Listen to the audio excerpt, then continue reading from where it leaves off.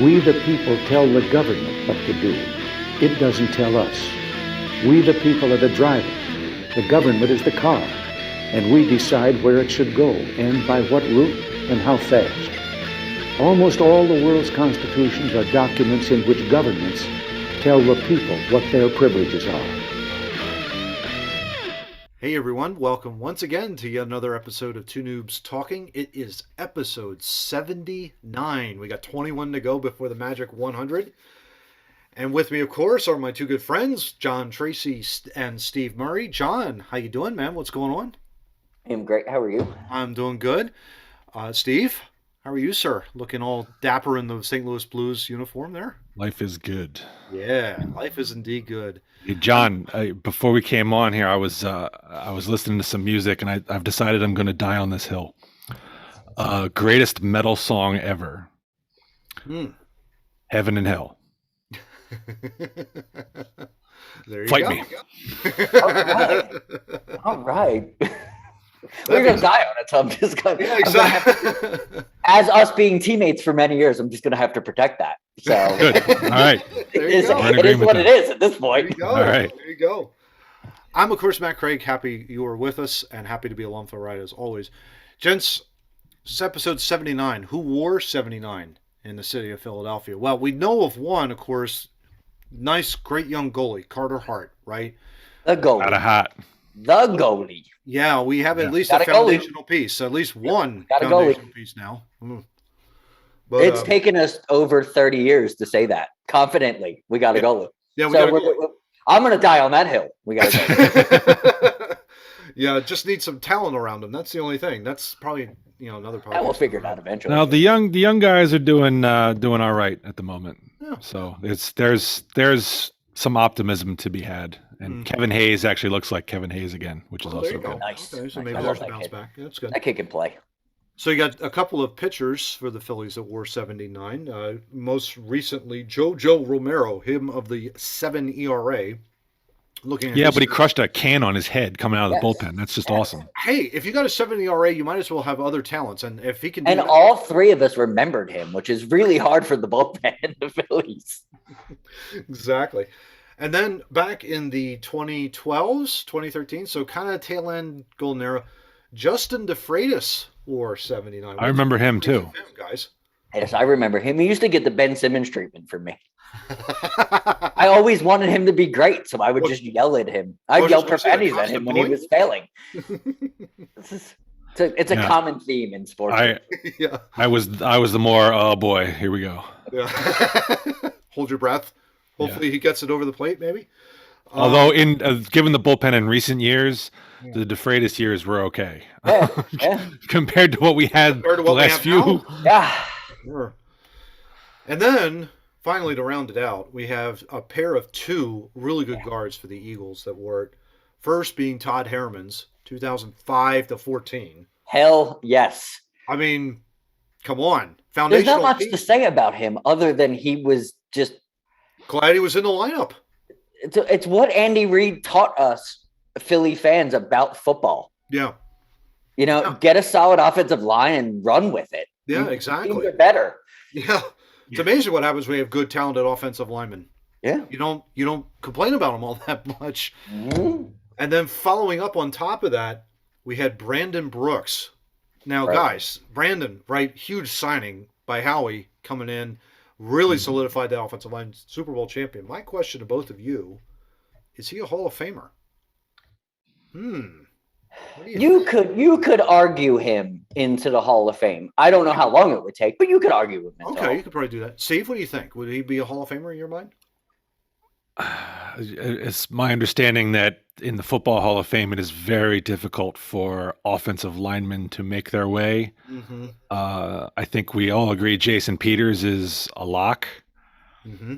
I don't know enough about Brandon Brooks's career pre-Eagles to Yeah, I think he was. make that kind of decision. Yeah, he was Houston or something, right? So, Houston Texans, I think. but he was very good while he was here, and he Yeah. he probably earns a spot in whatever the Eagles, was it the Ring of Honor or Probably be a Ring of Honor, yeah. yeah, absolutely. He'd But probably be NFL Hall of Famer, I'd have to look. I'd have to look closer at it. I don't know. Yeah, I think it would be tough. I think to John's point, it'd be tough to kind of maybe. I don't know how They long can it's going to argue take. for But you him, could but- argue it. You could argue. He, for his career, from what I know of his career, pre Eagles, he was even better before the Eagles. This was his down. Yeah. And he really didn't have a downside to his career. No. So Yeah. you could. I mean, and I don't think there's some guys that probably need to get in before him, offensive line wise, but he's in that mix of good. Probably in the conversation, but not solid career. Solid career. Didn't give up many sacks. No. The shame of it was he blew out Achilles twice, right? Yep.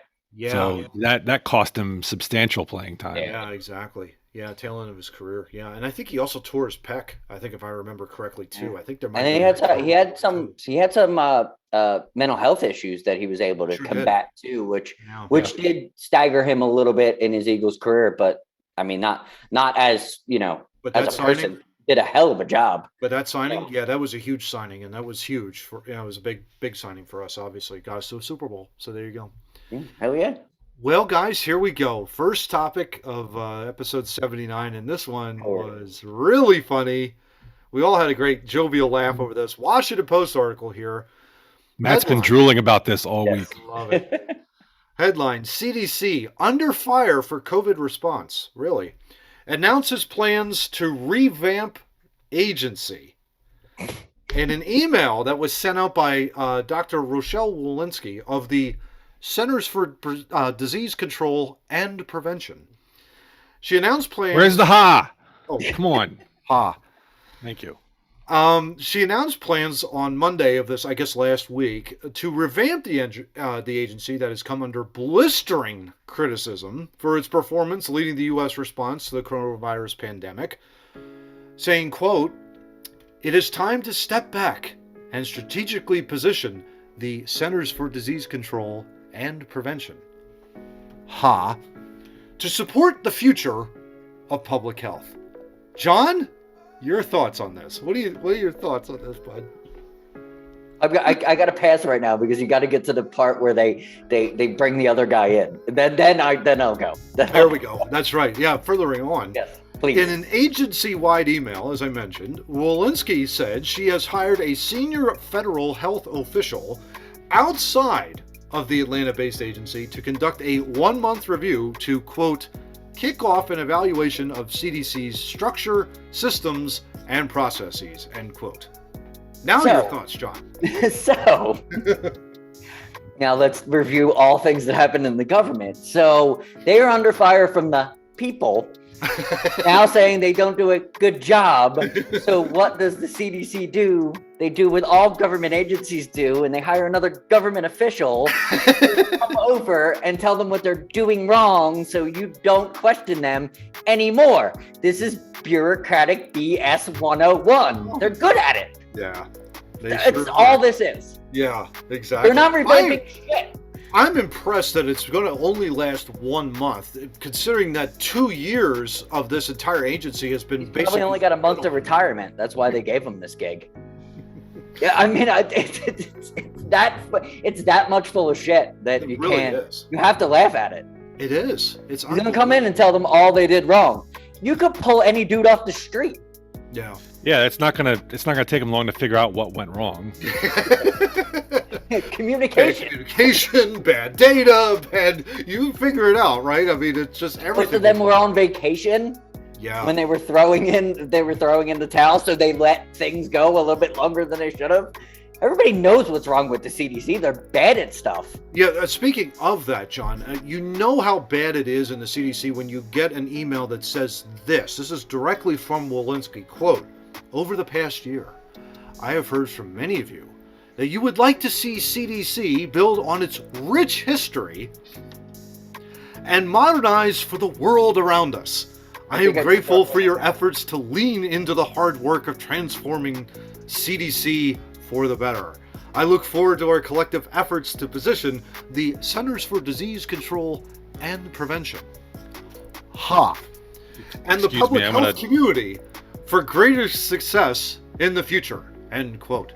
Pardon me, I'm going to drink this thing of hand sanitizer. That's what I'm having right now. I'm having hand sanitizer in the coffee cup. There you go. Sanitizing. This is, John, to your point, it's brilliant. This is the bureaucratic nonsense that goes on, right? With this, like, one agency has to bring in another agency to talk to this agency. This is why you screwed up.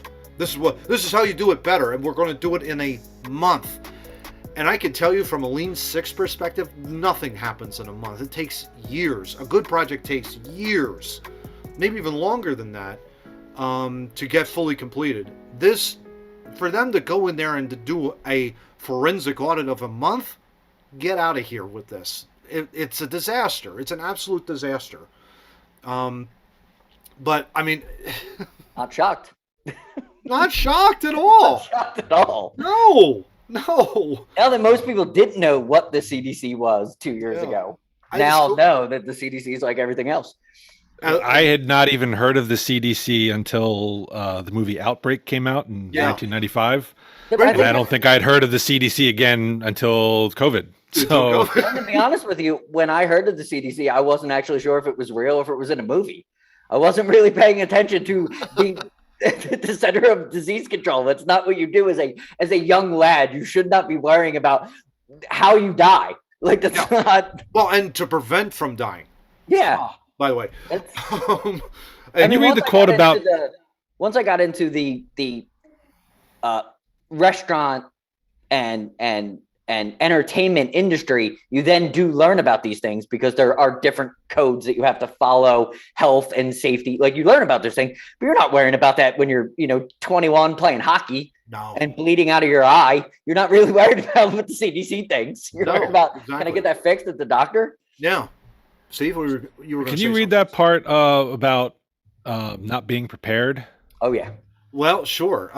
Basically, furthering on, Walensky seemed to acknowledge those criticisms of not being prepared in brief public remarks about the reasons for the reorganization. Quote, never in its 75-year history has CDC had to make decisions so quickly based on often limited, real-time, and involving science. End quote. As we've challenged... Go ahead. Go ahead. I was just going to finish this. As we've challenged our state and local partners, that's rich, we know that now is the time for CDC to integrate the lessons learned into a strategy for the future. One wonders what that strategy might be. Go ahead, Steve. All right. So she's basically admitted that the CDC was not prepared for the very thing that they are there for, which is dealing with disease outbreaks. Yeah. Well, yeah. Well, especially she's saying they're not prepared for. They were really put in charge because nobody was in charge of the Spanish flu. Mm-hmm. Yeah, nobody was in. They used that as one of the key components of why they needed an organization like this. Okay. Well, so think about it. COVID-19 is very similar to the way it went out. Is very similar to the thing that they were brought into existence to do it. Yeah, I mean, they were really brought in. Sounds to me 75 years. That's 2022. So you start to think about the math. That's probably going back to the 1950s. There were a few epidemic outbreaks here and there in the 50s and 60s with influenza. Yeah. And everybody knew, okay, if in the flu, you rest up, you have to let your body relax and recover, obviously, from fighting it and get the antibodies into your system. Point two, though, is it's none of the CDC's business on your own personal health. You have to take your own responsibility for your own health and make sure that you're following your own, basically you got to make sure that you're fully healthy. You take the preventative steps needed, that kind of a deal, in order to be healthy, basically. And for them to kind of say, well, okay, we're going to learn these lessons. I would say one lesson learned is when the infection fatality rate is point something %, it's nothing to worry about, and you assure the public of that. You don't try and hype up, I think someone said it on this podcast, not going to mention who, when you base it on the number of confirmed cases and you hype it up so much, that everybody gets into a panic mode. Oh my God, oh my God, oh my God, with the confirmed case count. It's not true. It's all about the infection fatality rate. And if it's point something or 0.0 something, there's nothing to worry about. You continue to go through your daily life. Diatribe over. Anyway, go ahead. I wouldn't say it's nothing to worry about, but the reassuring part, you know, that it's most likely not going to end you. Yeah. Is something that did not seem, you know, and maybe it's because the CDC is more used to dealing with outbreaks of really weird stuff that tends to be, you know, like 50% mortality rate, something like that. And so they don't know how to handle when you get something that's way lower than that and more common. That's an actual great point to make, because for people that don't understand the CDC, they do deal very well in small outbreaks, small infectious outbreaks. I've done some research on what they do with that. It's crazy how good response they've had in their tenure of that. So my thought, and maybe I'm wrong, that this one should have been a slow pitch to them. They could have hit this one right out of the park. Like, this is easy. Hey guys, social distance, you know, for a little bit. Like, we'll handle this. Let's put some things up. Let's do this. Let's get this herd immunity. Let's get back to work, because we've got infectious diseases to handle. This one isn't a big deal. Yeah. They went opposite. One minor counterpoint to that, John, would be when the outbreak was happening. I remember reading an article somewhere.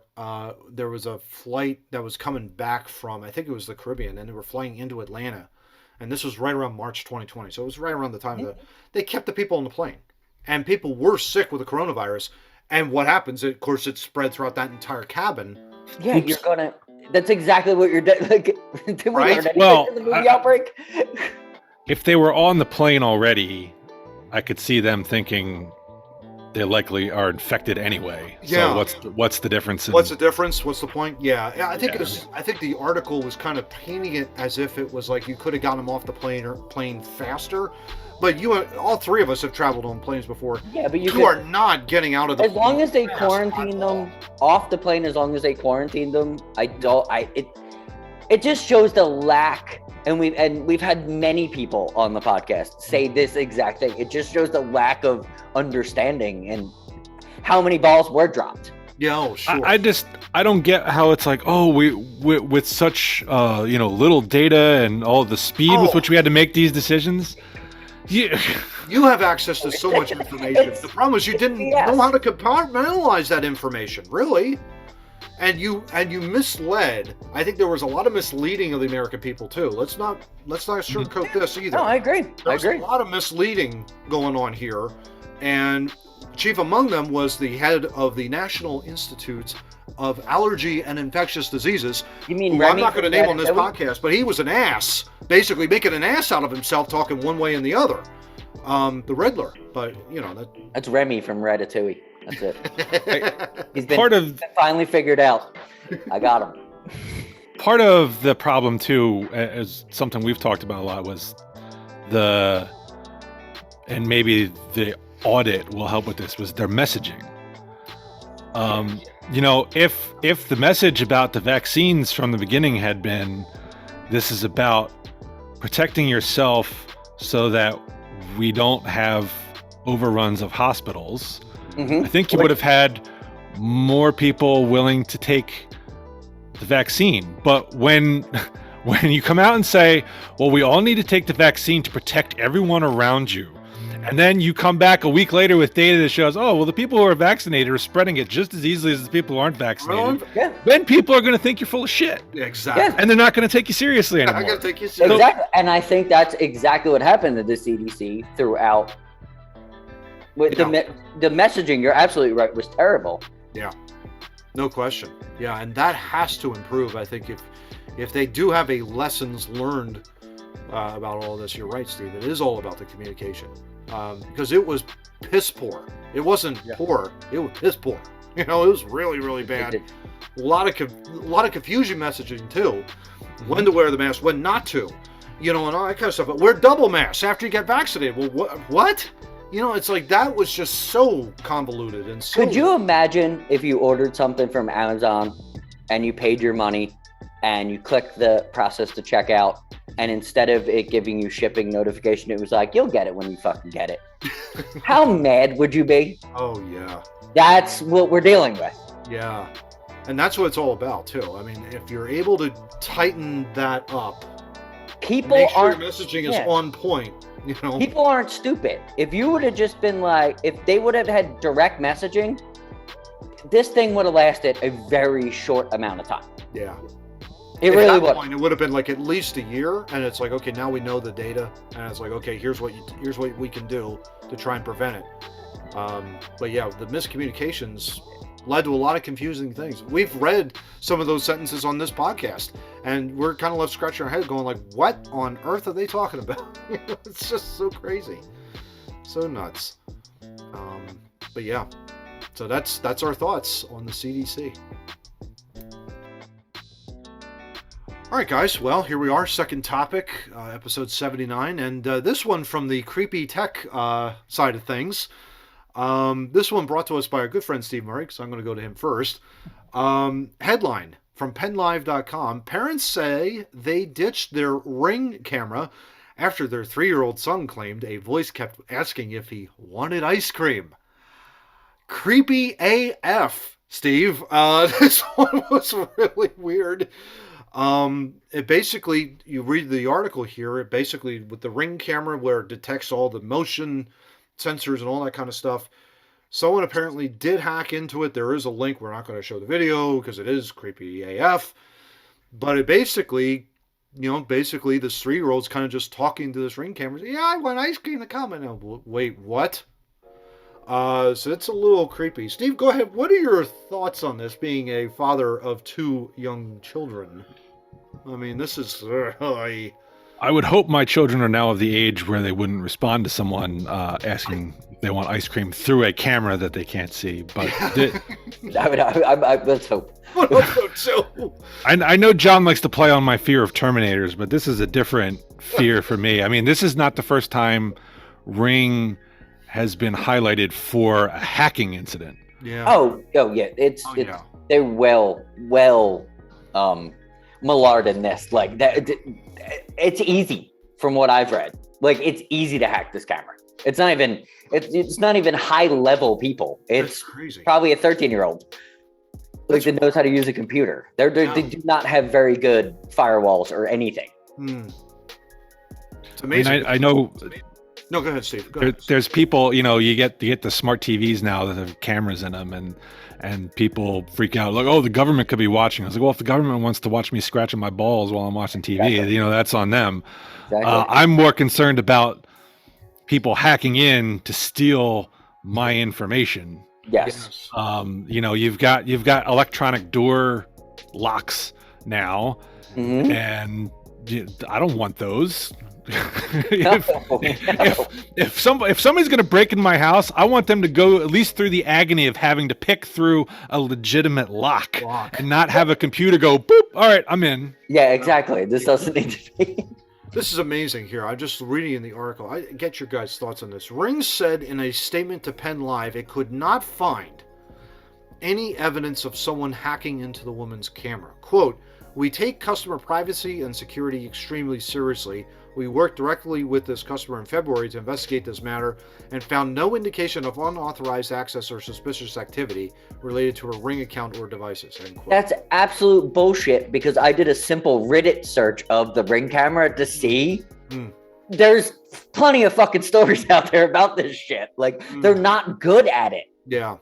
That's a cover-up right there. It's either a cover-up by Ring, or the hacker was sophisticated enough to cover their tracks that the newbie level. This isn't the first story. Yeah. At all. Yeah, exactly. To your point, John, Ring has reportedly faced multiple class action lawsuits by folks who claim that their doorbells or security cameras were hacked and used to terrorize. And they're saying that basically all the video in the cloud is in the cloud. It's encrypted and all this stuff. And it's like, if you've got multiple class action lawsuits on your hands, that's not very good. And it's something that obviously they need to address quickly. for an obvious resolution. I'll get it out. Uh, but it's crazy. We were talking about this in pre-production, right, guys? In terms of like technology can be a really good thing. Obviously, when we record the podcast, we're using it on Zoom, and we have it encrypted, all that kind of good stuff. And it's a good thing. Obviously, it brings us together to do the podcast. But on the other hand, this is an example of technology running amok, and things where you're thinking it might be a convenience, but it's not. In this regard. Well, there's also things with there are lawsuits against Amazon with Alexa. There's a ton of like technology being fully automated is scary because of things like this that could go wrong. Yeah. I mean, that's anytime we get you're doing this for ease, so you can just say, Alexa, unlock my door instead of pulling out your key and turning the lock. But you're exposing yourself to risk because now your lock is on your Wi-Fi because it's probably not going to hardwire into your internet. Exactly. Okay? Exactly. We've lost the concept of hardwiring. So when you're saying that, most people are like, "What the hell does he mean by hardwiring?" Me and my wife have grown up at the exact same time, and when I bought a computer, I literally said, "Well, I'm just going to hardwire from the modem." She looked at me like I was crazy. Like she hasn't heard that in 20 years. I have my house. The people who owned it previously must have had a security system because there's a panel that no longer functions. Nice. It used to be in my kitchen, and there are sensors on every window. And there are wires from that sensor all down to my basement. So if you look in areas of like, if you put some of the panels from my basement, you're going to see a shit ton of wires just running randomly throughout the ceiling all the way over towards my junction box. Wow. And that was all, security system. Yeah, sure. But, security systems now are all on the Wi-Fi. So the security on that is only as good as the security on your Wi-Fi and the security on your security system, that your passwords are protected. And it's, I don't know, man. It's too scary for me. It's crazy. Yeah. Especially now. It's like, I know, I have the house Wi-Fi up in here, but it's also protected by a 2-factor authentication. Nice. So it's like if you go through and you break through that one wall, all of a sudden you got to go through a second wall, and that's really hard to encrypt. That's what I understand it to be with this with the 2-factor authentication. But there's the problem is there's so many people who like leave their password as admin. Yeah. Or they use the same one. That is true. Like even with, because people don't take, and it's the same thing with the CDC. It's the same thing with everything. Like everything's a sales pitch nowadays, so people don't take it seriously. Yeah. It's so easy to turn on your lights and record what's going on at the front door. Yeah. Well, also it's real easy if you don't take the proper precautions for somebody to hack in and keep a nice close eye on you and your family. I had real quick. I want to do a positive to this. I was telling you guys in pre-production that I saw this TikTok video of there was a Ring camera and this person was be able to record this Amazon driver who was hilarious and very upset but very happy that she couldn't find the house in a timely manner. And her last words of advice were, you might want to put some numbers out there so in case you have a medical emergency, maybe the ambulance can find. And the lady's Ring camera felt that was like such a good deed, but that would have never happened without a Ring camera. So there is positives to negatives. There's always positives to negatives. And I'm going to go back to negative now just because, it's fun.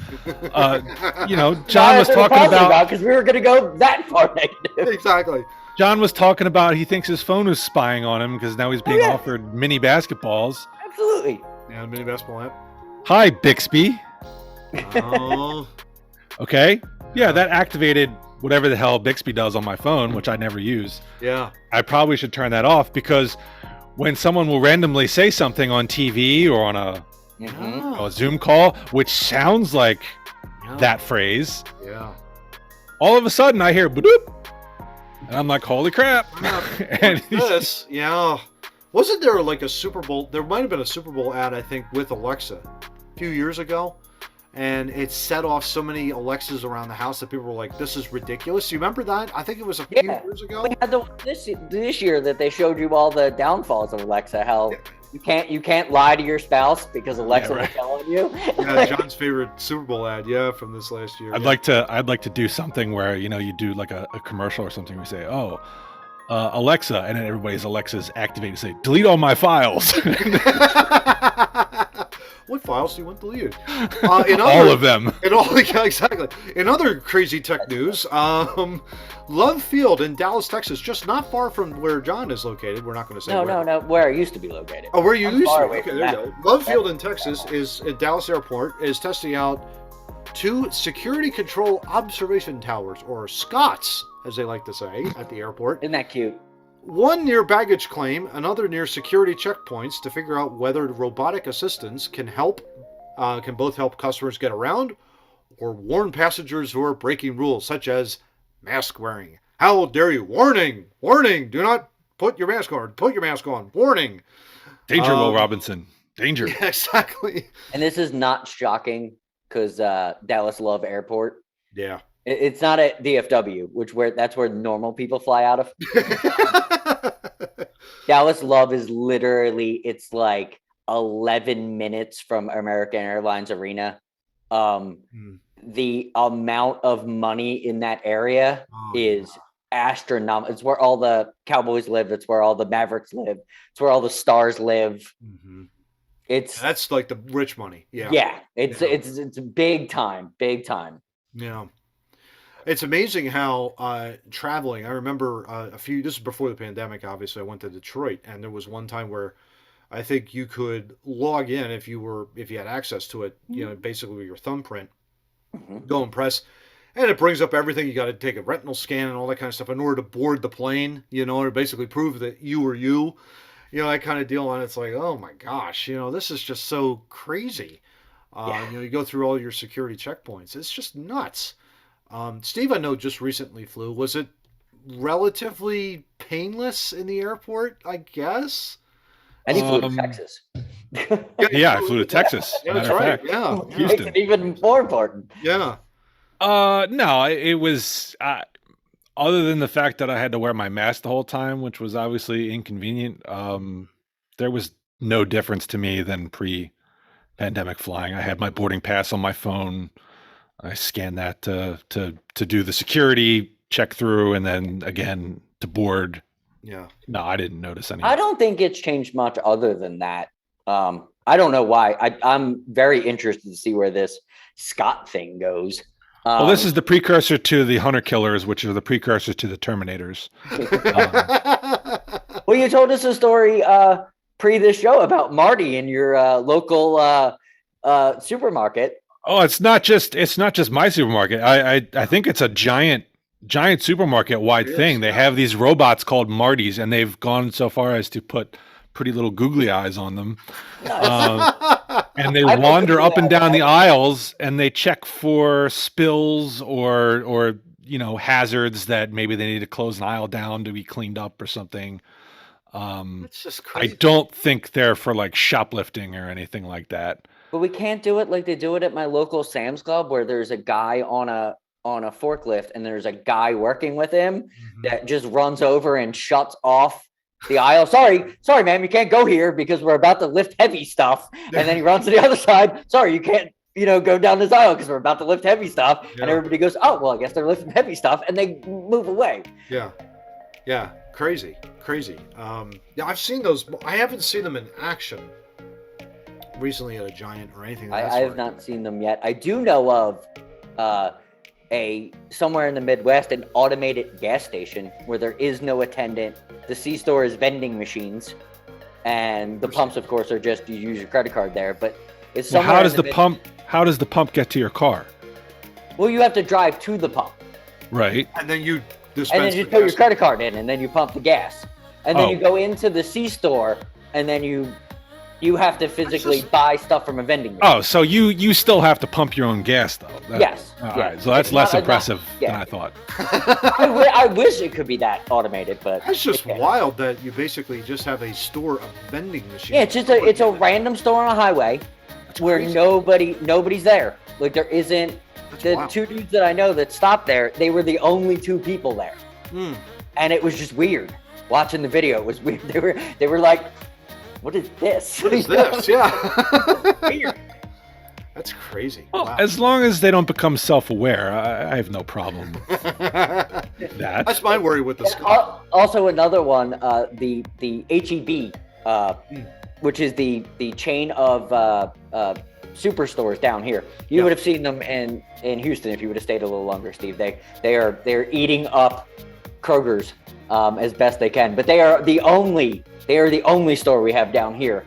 In San Antonio, they are building in a very, very, very, very nice community. They are building the first automated supermarket. So maybe on Two Noobs, I'll go down and take some video of it when it happens, so we can see how fast the Terminator is coming on us. We could have John report live. Yeah, Have it That'd be do it awesome. it's not live. going to be done until 2023, so we'll schedule it. But. Yeah, we'll schedule it. Yeah, it might be episode 200 and something or other. Yeah, who knows? Have you paid for those items? And go live on scene.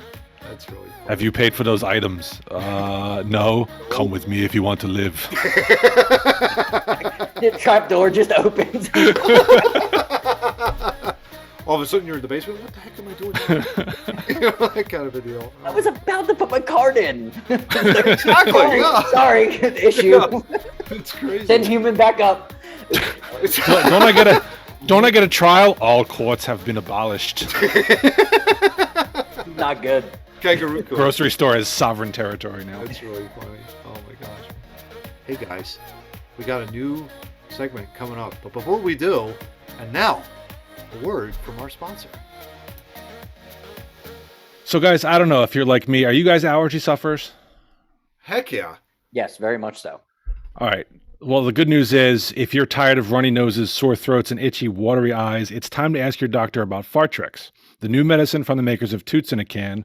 It's designed to help relieve the symptoms of seasonal allergies. You'll feel better almost instantly, allowing you to engage in everyday activities without the hassle of trying to reach for a tissue every 5 minutes or deal with other issues with upper respiratory agitation. Fartrex, though, may not be for everyone. Common side effects include headaches, cramps, bloating, nosebleeds, arthritis, dysentery, halitosis, ulcers, leprosy, premature aging, gangrene, funnel chest, genital herpes, whooping cough, whiplash, retinal detachment, multiple births, congenital megacolon, hepatitis, meningitis, urethritis, scoliosis, tennis elbow, Lyme disease, jock itch, pink eye, turf toe, sex change, radiation poisoning, bee stings, runny nose, solitary kidney, nonspecific itching, gonorrhea, drunkenness, baldness, insomnia, divorce, paralysis, and death. In extreme cases, patients developed yellowing of the teeth. So talk to your doctor and start feeling better today. Well, I don't know about you, John, but I want to go out and get Fartrex today. Yeah, I'm going to stay away from that, like most over-the-counter medicine. Especially those long side effects. My God, that's just horrible. But let's move Look, on. if they're paying the bills, we got to read it. Exactly. You got to read them. Yeah. So We let's need to move pay on this this cutting team. Like we get these videos out quick. We need to pay these guys. So Exactly. Yeah. Those little guys behind the scenes. Anyway, third topic. Let's talk about it. Elon Musk making news this week, guys. Once again, being the darling of the conservative / liberal / independent / communist / whatever you want to vote for in the upcoming election bracket. I think someone called him an alien, but they gave him a specific alien name, and I was like, man, he's really doing well in life. The fact that they're even just his origin is now being told. His origin story is now being told. Oh my He's not God. even human anymore. He's not even human anymore? How about that? I forget, John, were you putting him on the dick rocket with Bezos or no? No. I don't trust him to design a rocket because he was launching them like a limp one into the ground for a while. So I don't trust. His car set on fire too. So I don't know if I'm going to get into the transportation department him, but I'm backing him totally, buying most of Twitter just to mess with Twitter. I'm all about it. Like he should stick to practical jokes. 9.2% stakeholder now in Twitter, which makes him the majority shareholder. There's one caveat to that. He broke the law in doing that, which is kind of interesting. Steve, since you are our legal expert here on 2 News, why don't you talk to us about what Elon did and the ramifications of what happened?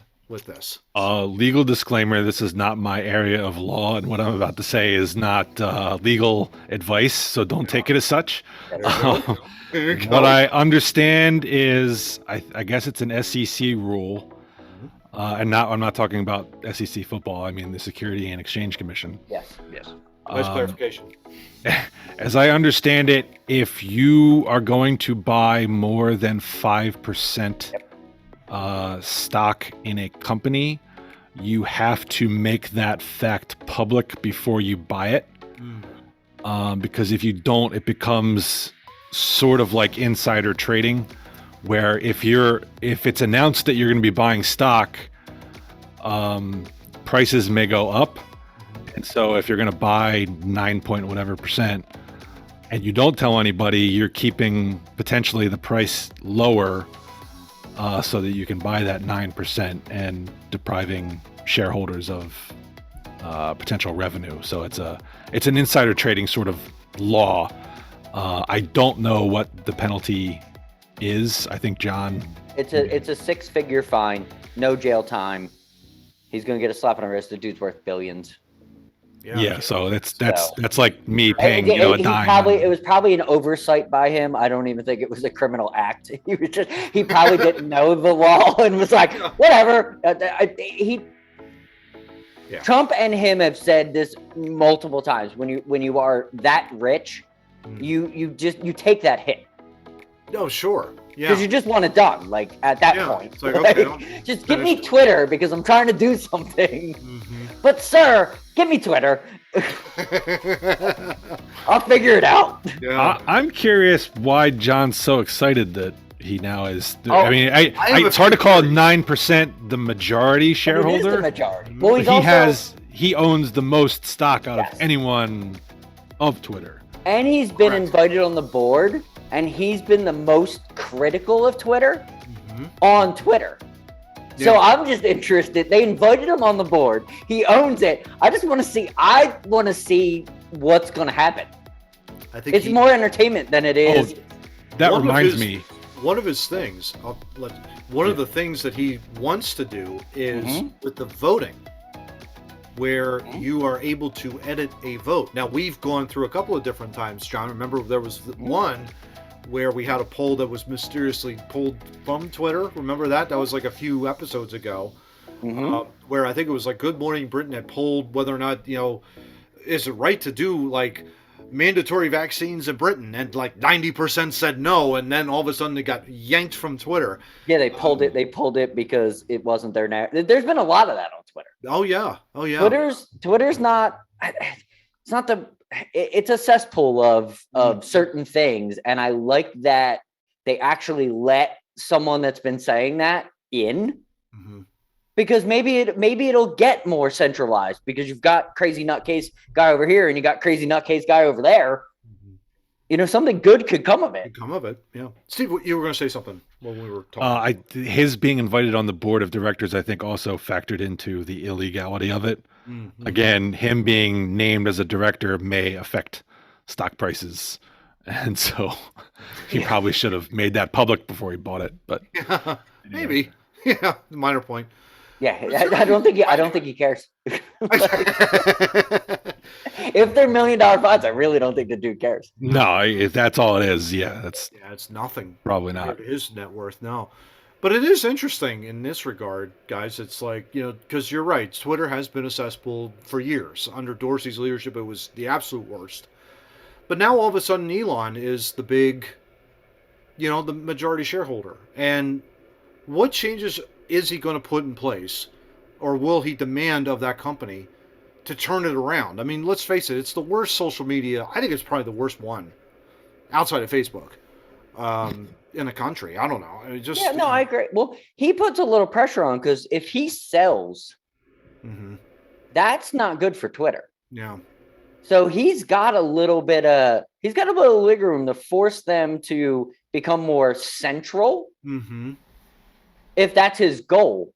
And that seems to be his goal. I don't think he's as right-wing as the right wing wants to tell you he is. Yeah. I think he's into his own kind of stuff. I think he likes normal, basic stuff. Like he's not he's a pretty funny guy from what I've seen of his interviews. Yeah. He How doesn't take are himself you? very seriously?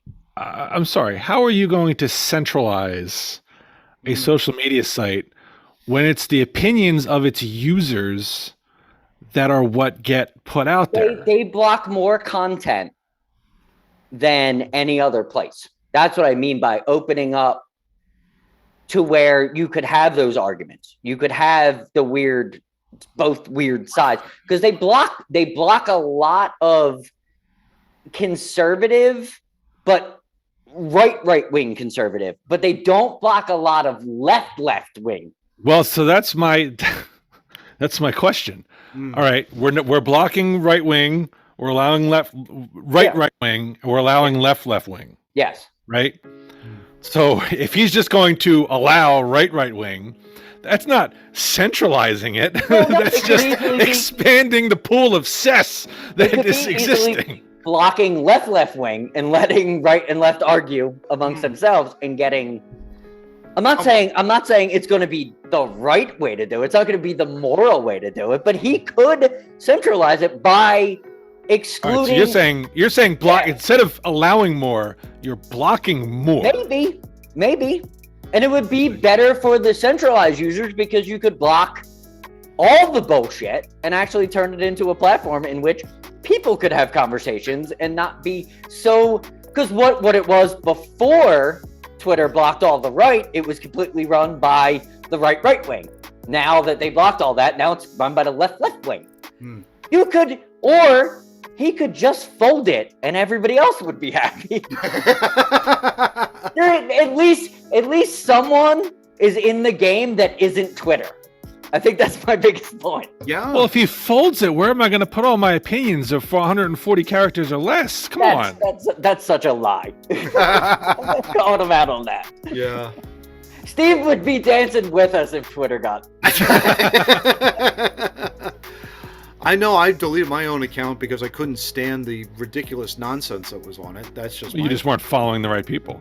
I'm literally. That too. Yeah. I'm only on Twitter because of Steve and Tom.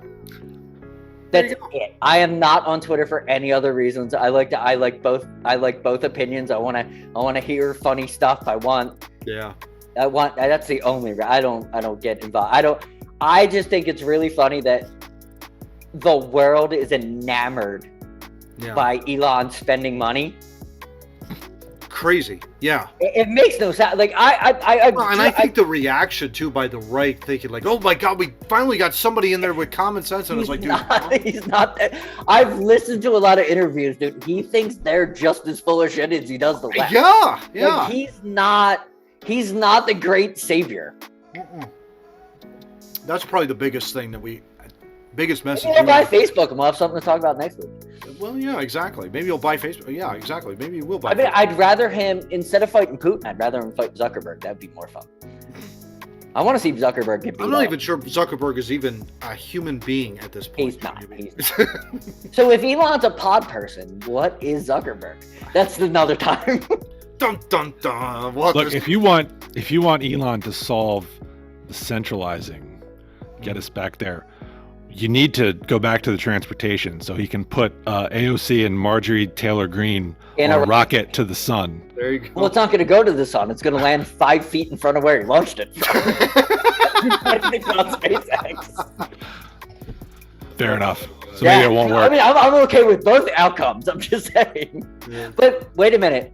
Don't say anything about her because she'll call the Capitol Police on you. Oh, right. Oh, yeah. Yeah. Which one? Or both? Both will probably, right? They're both batshit crazy. So yeah, both have done it in the last 6 months. So I thought we were all aware. Yeah, exactly. All right, guys, here we are at topic 4. It's a brand new segment, I guess you could call it, on Two Noobs here. It's a blind reaction on Twitter. And John, what do you got for us, man? It's a little awkward that we're doing this off Twitter right after we trashed them, right? Yes. Cool. Yes, but we're trying to put this new segment of trending just to get us involved into what's going on actually while we're recording. Maybe we'll get some good talks. Unfortunately, today, number one is that Dwayne Haskins, the quarterback for the Steelers, passed away. Oh gosh. So this one's going to be a little tough one, but we've got some things to talk about on this one. Yeah, for sure. I mean, obviously, it's a sad, sad story. We're not going to go into huge detail on it. You can find it, pretty much all everything going on right now, for sure. But really, the focus of our discussion point is really on ESPN, and ESPN basically saying that he was a much maligned quarterback. Here's a guy who was a first overall. Was one of the top 10 picks, if I remember correctly, a few years ago in the draft. Really good player out of Ohio State. I think won a national championship or was in the mix for a national championship a few years ago. Had some success in Washington, I guess you could say, but you're playing for the Washington Commanders. Good luck. Signed with the Steelers, though. But, it's a sad story. But, guys, ESPN, much maligned quarterback. Really? Are we going to go there, ESPN? Again? Swing and a miss. John, what are your thoughts on really just ESPN as a whole with all of this? Because it's ridiculous. Again, I don't get it. First of all, it's just sad that, Mm-hmm. it sucks. He was crossing a road, struck by a vehicle.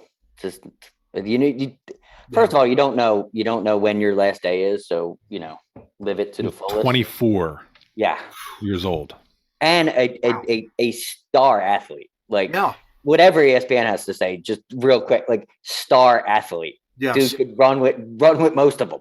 Top 10 talent in the NFL. Enough said. Yep. Yeah. Maybe ESPN should stop, hand jobbing the NFL in the fact that they don't have good coaches sometimes, and players are, they don't reach their ability. But yeah, he was a talent. I remember him being a bit of a struggle playing the Eagles, because if you couldn't get that pass rush to him, he was gone. Yeah. Easy. He was almost easy. Reminded me of a young Donovan, to be honest with you. Had that kind of scrambling ability, basically, or maybe a little Vic in him. Yeah. Good athlete. Really good athlete.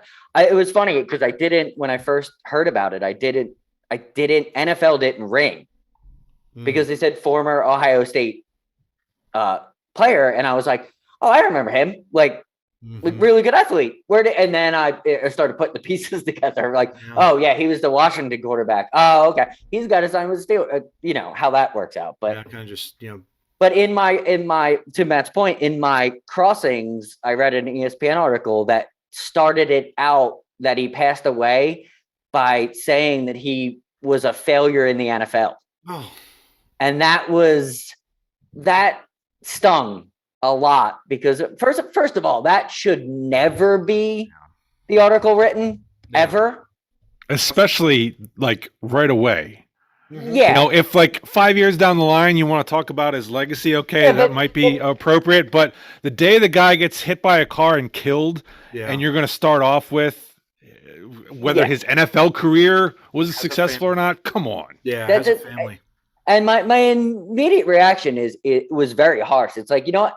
Fuck ESPN and fuck the NFL. Mm-hmm. Because I'm tired of that kind of garbage. Yeah. We should be, not us, because we were not fans of this person. Mm-hmm. But we as a society, he should be lifted up, and his accomplishments, the NFL isn't a part of his accomplishments. Mm-hmm. Okay, whatever. Mm-hmm. But he also went to school at Ohio State. Yep. You know what I mean? He was a great high school player. Mm-hmm. He was probably really good in middle school. Mm-hmm. The dude was a great athlete. And instead of talking about that, it's this bullshit negative connotation from everything that you read. Oh, much maligned quarterback in the NFL passes away. You should be fired for writing that. 2019 Rose Bowl MVP, by the way. Yeah. So he did something. Not that fucking jock riding piece of shit that works for ESPN that probably did nothing with his life. Yeah. That wrote that because he was trying to get fucking clickbait. Yeah. The guy's been he's multiple award winner, Chicago Tribune Silver Football, which I don't know what that is, but that's interesting. Grease and Breeze Quarterback of the Year in 2018. Sammy Baugh Trophy 2018. Kellen Moore Award 2018 as well. First team All Big Ten. So the guy had tremendous amount of career, tremendous Sounds like talent. he did some shit. He was the 15th pick of the first round. So he was top 20. That's 6'4", damn good. 230. Yeah. Guy could play. Guy could flat out run and play. He gets drafted to the Redskins, and they screw him up. As far as I'm concerned, that's what that story was. It wasn't his fault. It was the surroundings that were around him that were the fault. It's not always on the player. And the kid could flat out play. If he's a Rose Bowl MVP, you got to think about that. First, you got to qualify by beating everybody in your conference in the Big Ten. You got to beat that. Yeah. Then you're selected. You're fortunate to be selected by the Rose Bowl committee to represent the Big Ten in the game. Then you play so well in that game that you are the MVP. Just think about that. Like, there are multiple steps that you have to even get to that particular point. You're not just granted a most valuable player in the Rose Bowl like you're getting a participation trophy. The guy could flat out play. Flat out. And, really what the downfall of ESPN, this is one of many reasons why, I think. It's just so clear that everybody has to win the Super Bowl or else you're considered a failure in the league. And that's ridiculous. These guys are all athletes. These guys compete at a very, very high level. And, it's almost like you have to be like perfect in order to get into the Super Bowl. You have to be like Tom Brady. Well, no one's ever going to be Tom Brady, but if you're good enough to get in the NFL. Isn't perfect. He's an asshole. Yeah. Yeah, and it's like a long, long history. This has been a long history of ESPN really writing things like that. Forget his success at the Rose Bowl. Dude's a freaking human being. Yeah, and that too. Right? Yeah. And you're gonna trash him in a up to the minute obituary. Yeah. For a 24-year-old kid who got hit by a car and killed. And the first thing you're gonna say is what a shitty quarterback he was for Washington. Yeah. Come on. Yeah. And he's got a family. Yeah. He's got a family. Got all three of us. Families. Yeah. So. But yeah, look. I knew ESPN was washed when they were covering when Brett Favre would take a shit while he was deciding whether or not he was going to retire. Dude, they interviewed him on his fucking tractor. Come on, they sent some fucking idiot out. They're worthless. Yeah, yeah, that and the LeBron nut grabbing. And come on, LeBron. I mean, the thing that drove me out of my mind with ESPN, this is what got me to stop watching SportsCenter, is that like the lead story on SportsCenter was Duke crushing some Division III school by like 40 points, and we're going to dissect every bit of that. Yeah. And there was some like Major League Baseball games, or there was a National Hockey League game that was close. But it's almost kind of like we were talking about in pre-production on the positive side. The regional sports channels, like the NBC Philadelphia, NBC Chicago, they're starting to be much better in their broadcasts and in their news reporting. I'm sure that if it were to happen, something like that were to happen in the city of Philadelphia, there would be a proper, eulogy or whatever of the man just because he was a human being. You're right, Steve. You're exactly right. But that should have been regionally is much better than it is nationally, and I think that's what we need to get back to. I think that should have been the first thing that happened. That should have been the first run. No, you don't even talk about that he played sports. Yeah, no. I'm just convinced the people at ESPN have no souls. They don't. Yeah. They're all terrible. Yeah. Oh, Dwayne Haskins died. Well, yeah, he didn't play all that good for Washington, so let's call him the much maligned quarterback. That'll make a good headline grabber. I didn't immediately know who he was, but everybody has that right. Mm-hmm. But I did even more than ESPN did by trying to figure it out and not just write a quick story like, "Hey, I don't even understand why. I don't even understand why that's the first thing that pops into your head." It shouldn't be. All right, we're gonna. This guy just died. Much maligned. Yeah, that would be a great phrase to throw. Why? What? Unless you're writing an obituary for Adolf Hitler. Yeah, okay, he didn't do anything good, so you can shit on him all you want. All right. If you're running at Adolf Hitler, much maligned is perfect. Exactly. Perfect. Yeah, but that maligning was legitimate. Deserving. It was a legit thing. Yeah. A guy. This was literally a writer that couldn't hack it writing against the star that did hack it Yeah. and didn't understand the context in the writing. Yeah. Because that's all, and I'll say it 100%, that's most of ESPN. You're failed athletes and you write bitterly. Yeah. And that's why you should go away. And that's why people don't watch your programs anymore, because of what you're doing. Yeah. Yeah, exactly. All right, guys. Well, after all of that nonsense and stuff, let's end with a real good happy. What do you say? Let's just hit it with this. Works for me. Wonderful, wonderful park ranger retired. Go ahead, play the video, Johnny. Go. Morning, celebrating the career of Betty Reed Soskin, the National Park Service's oldest active park ranger, retiring Thursday at 100 years old. That's me. Betty retired after more than 15 years of service at the Rosie the Riveter World War II National Historical Park in Richmond, California. There, Betty shared her own experiences as a Black woman, working during the war as a file clerk in a segregated Union Hall. It is so important that we go back and revisit history as it was lived in order to get a baseline against which to measure how far we've come. Her work with the Park Service began after attending a presentation on the development of the park, insisting that the stories of women who worked in the wartime industry needed to be part of the park's material. She said in a statement, being a primary source in the sharing of that history, my history, and giving shape to a new national park has been exciting and fulfilling. People need heroes, and I'm maybe one of those.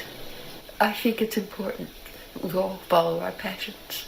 Betty Reed Soskin was born in Detroit in 1921, later moving to Oakland, California, where in 1945, she and her first husband founded one of the area's first Black-owned record stores. Throughout her career, Betty became a published author, songwriter, and activist during the civil rights movement. She received a presidential commemorative coin from President Barack Obama in 2015. Members of the Rosie the Riveter National Historic Park expressed their gratitude for Ranger Betty's service.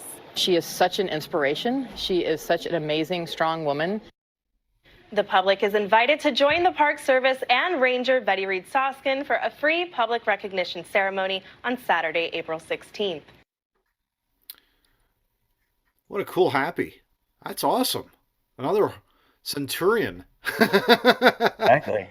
Yeah, it's amazing. I mean, that's just... Like I'm old and brilliant here. Yeah, exactly. And how sharp she is. I mean, it's just amazing to see, like, you know, that she's doing that. And, you know, well, she did do that. Now she's retired. But it's crazy that she was able to live that long, still living a great life and being as sharp as she is. I just am amazed by that. Doing park ranger things at 100. That's pretty good. Yeah, she's Not not on even your feet all the time. Yeah, Yeah, exactly. she's not even playing games. She's telling a story, which that is what, you know, I hope people can take from that. She's telling her story and the story of people like her during a very trying time in this country. No question. No question about that. I love the old school photos. I don't know about you guys. I just love looking back in the 40s and 50s, and it's like, man alive, everything from the dress to everything. It's just awesome.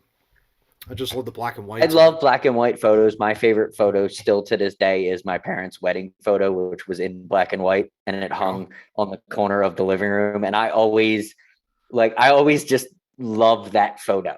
Because it was a black and white photo of my parents, of course, but it was always my favorite. Every time I look at a photo, I compare it to that. Like, there you go. A good childhood memory. Yeah. Well, you're fortunate. Your parents weren't married in the 70s, were they? Oh, God, they were born in 1969. Oh, wow. Okay. Yeah. Wow. Interesting. Yeah. So I wonder when the color really started. I guess it was during the Polaroid era. I know, like, growing up. It would be around that time, but I mean, my mom's classy as hell, so she totally probably would have been like, I don't want that in that color. I want it in that color. Well, yeah, that's what saves you, because the 70s is when they had all the garish. You don't get that style. Black and white photo. What were they even thinking back then? I don't know what was going on back then. Man alive. I don't know. I wasn't born then, so you guys will have to. I was. I don't know what they were thinking, Steve. That was the thing. I don't know what they were thinking. Oh my gosh. But what a great happy segment. That's awesome. So that's it, guys. We've hit it. End of the episode. Episode 79. Two Noobs. Did it. As always, it's great to be able to sit and chat with you guys about the different topics of the day. As we always do, though, let's hit them up with our socials. And our shameless plugs. John, where can people find us? Oh, we are on Facebook religiously at this point. Thank you, Steve. And TikTok, Clapper, who loves us tremendously. And we love you too, Clapper. Instagram Reels. We're on Facebook Reels too. You just got to catch my own personal account because I haven't figured out how to link it to the Two Noobs account yet, but we'll work on that. I still don't understand the Reels thing. Honestly. Yeah, we'll figure it out eventually.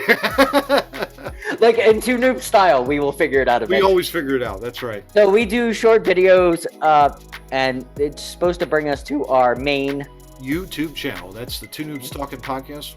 We would, of course, love it if you liked, shared, subscribe, and get notified of whenever our episodes do drop. They usually hit Wednesdays at 7 p.m. Eastern Time. So feel free to give us a gander and take a look at us there. Steve, on the audios, where can people if you don't want to yeah, I was going to say, if you don't want to take a gander at us, but you just want to listen to us. Which we understand, not taking a gander. Yeah. Podbean is a great place to start, but Podbean also gets us to Amazon Music. It gets us to iHeartRadio, Google Podcasts, Apple Podcasts, Spotify, where you may get headaches, cramps, bloating, nosebleeds, arthritis, dysentery, and the like. But also, we have our website, Matt. Yeah, that's our show notes, twonoobstalking.wordpress.com. Links to all of our articles are listed there. Feel free to take a look there as well. So my thanks again to Steve. My thanks to John for joining me here on Two Noobs. It's on to episode 80 next week, guys. We're getting closer to 100. That's crazy. But until then, talk to you all guys next week. Take care.